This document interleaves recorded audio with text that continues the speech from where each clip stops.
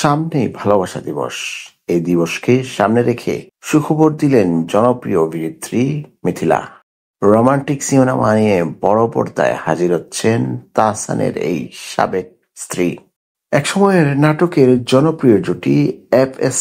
নাঈম ও মিথিলা এবার একসঙ্গে বড় পর্দায় হাজির হচ্ছেন। মুক্তি পেতে যাচ্ছে তাদের সিনেমা জলে জলে তারা সিনেমাটি।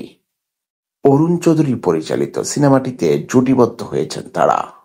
৩১ জানুয়ারি দুপুরে নিজের সামাজিক যোগাযোগ মাধ্যমে মিথিলা লেখেন, দীর্ঘ ৪ বছর ধরে আটকে থাকা সিনেমা জলে জলে তারা অবশেষে মুক্তি পাচ্ছে এ মাসেই। ২০২০-২১ অর্থবছরে সিনেমাটি অনুদান পায়। করোনা মহামারীকালে ২০২১ সালের অক্টোবরে মানিকগঞ্জে জলে জলে তারা এর শুটিং শুরু হয়।